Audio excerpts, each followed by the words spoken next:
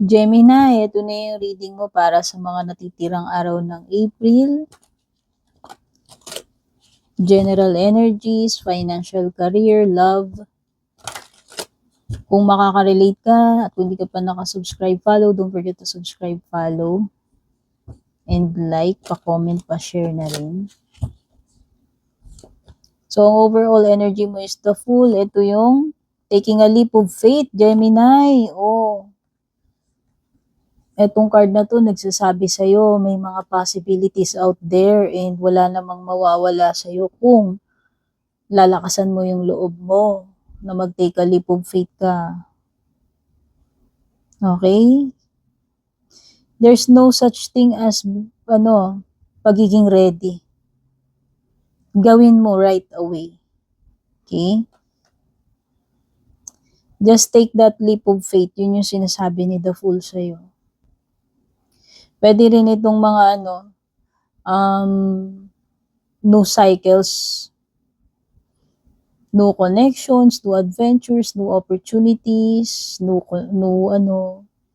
possibilities para sa iyo, Full card. Kasi ito ay pag-explore, pagsisimula, paglakas ng loob, no? Pag-take a leap of faith nga. Pagdating sa financial career, napakaganda. You have the Empress, Prosperity, Abundance card dyan. Kung ano man itong mga itinanim mo, mga pinagsipagan mo, nakikita mo napakahitik sa bunga. Ibig sabihin, magiging maganda yung mga aanihin mong results dito. Or magiging very, comfortable ka kasi ang daming pera, ang daming sales, no? So, hindi ko na yan bubusisiin kasi ito yung mga magandang result na hinihintay mo and napakarami mong aanihin dito kung pera man yan, success. Basta nakikita ko lang dyan is very secured, very abundant, prosperous. Something is coming to fruition with the Empress. Ibig sabihin, malapit mo nang ma-achieve yan, ma-reach yung goal, malapit mo nang makuha yung successful outcome, no? Or yung mga hitik na bunga. Harvest time yan. So, sa love life mo, you have the Four of Cups.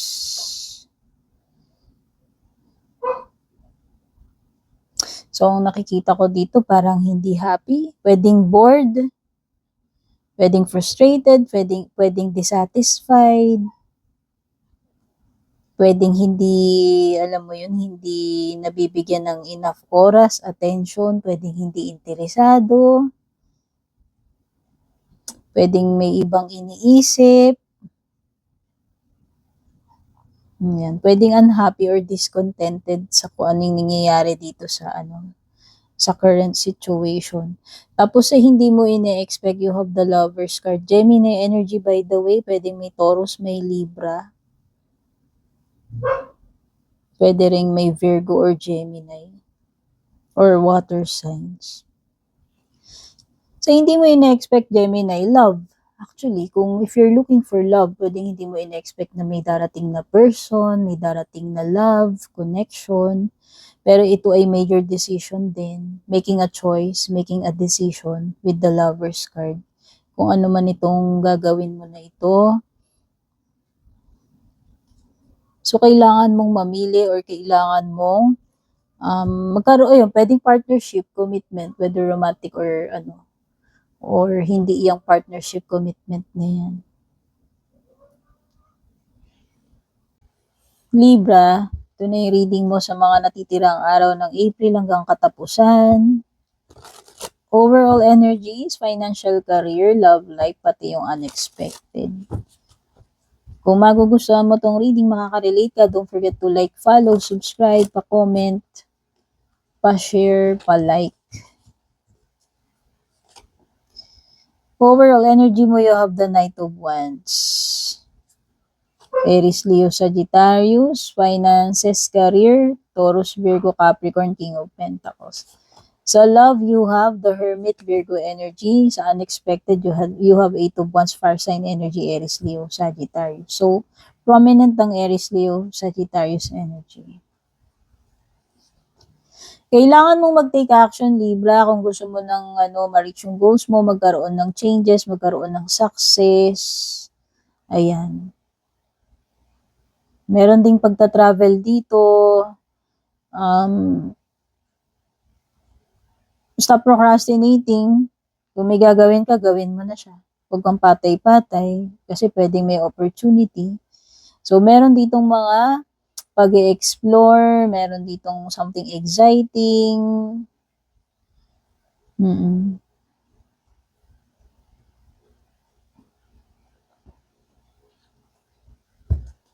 Tapos, ang ganda, you have prosperity, stability, and success with the King of Pentacles regarding sa career matters and financial.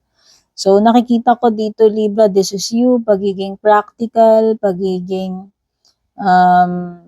good provider, pagiging successful sa gagawin mo, ano man mga transactions na gagawin regarding money, business, or dyan sa trabaho mo, projects, mga gawain, nakikita ko magagawa mo yan successfully.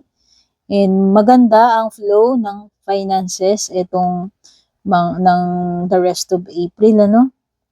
So, ano mang mga goals yan, nakikita ko na magsasucceed ka dyan, Libra, merong enough money.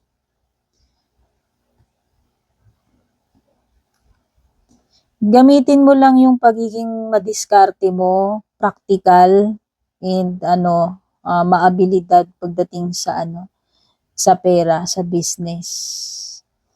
Sa love life mo, you have the Hermit, so merong pagde-detach dito. Pwedeng mag-detach muna kayo sa isa't isa, walang communication, pwedeng meron literal na lalayo, di-disconnect, or hindi ko alam kung mag-ghost ba to or whatever.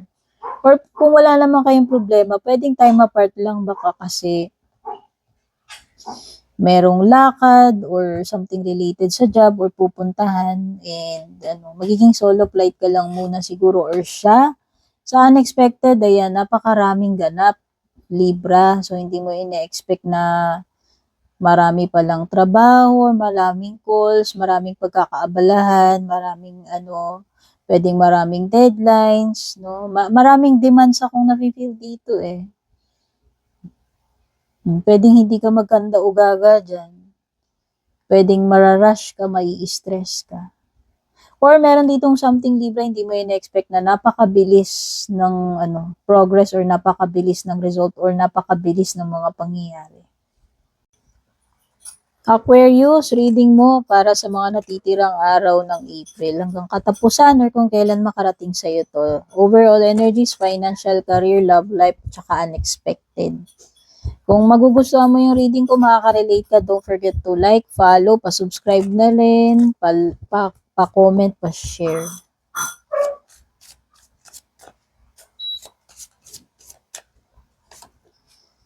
Six of Pentacles, Taurus, Virgo, Capricorn energy. Seven of Pents, Taurus, Virgo, Capricorn energy na naman. Six of Swords, Gemini, Libra, Aquarius energy. At the bottom, you have Moon, Pisces energy naman ito.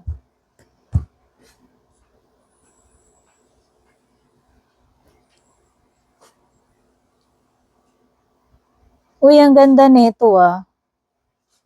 Maganda yung mga cards mo except dito sa, hindi, maganda to, Six of Swords pala to, hindi pala to, Seven. Ganda, kung meron ka mang mga investment, sa tingin ko mukhang magiging okay yung ininvest mo. May returns kasi dito eh. Ano man itong ginawa mo, susuklian niya ng divine, ng magagandang bagay, marireciprocate. Kung nagbigay ka, may marireceive ka. Kung may tinanim ka, may aanihin ka dyan. Kung nangangailangan ka ng tulong, yes, nandyan yung tulong, financial man yan or hindi. Kung meron din nangangailangan ng tulong, sa tingin ko, kung capable ka, makakatulong ka eh. Giving or receiving to, Six of Pentacles. Kung relationship to, give and take yung relationship ninyo, maganda. Okay, so ibig sabihin, nare-reciprocate ka nung partner or yung person mo. Kaya kung meron ka mang mga bagay na pag-iinvestan mo, sa tingin ko, mababawi mo rin naman yun. Merong magandang returns dito. Ngayon, finances, career mo, yes. Sabi ko nga may returns, di ba? 6 of Pentacles, 7 of Pentacles. Alam mo lahat ng hard work mo, kasipagan mo, or mga perang ininvest mo dito, mababawi at mababawi mo rin yung mga investment na yan. Magbubunga ng maganda actually. Ito ay success, ito ay abundance, ito ay, alam mo yon, returns. Kaya kung ano man ito, kung iniisip mo worth it, yes, worth it ito. Kung dapat ka bang magstay pagpatuloy mo, yes. Kasi meron ka mapapala, may aanihin ka. Depende yan na kung may tinanim ka, ha? Okay? Financial career. Yun sa love life mo,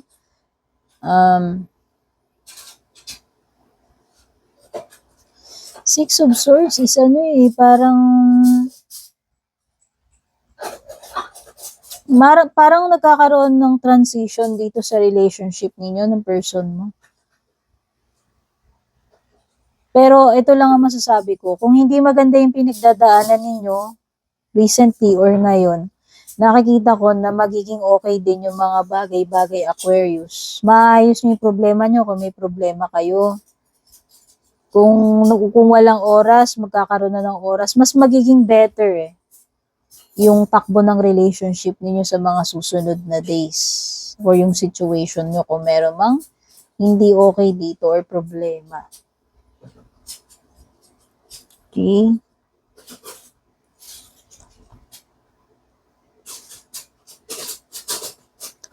Basta, kung ano man yung problema ninyo ng person mo sa mga susunod na araw, pwedeng maayos nyo na yan, mas maging okay na kayo. Tapos sa unexpected mo, you have the Moon card.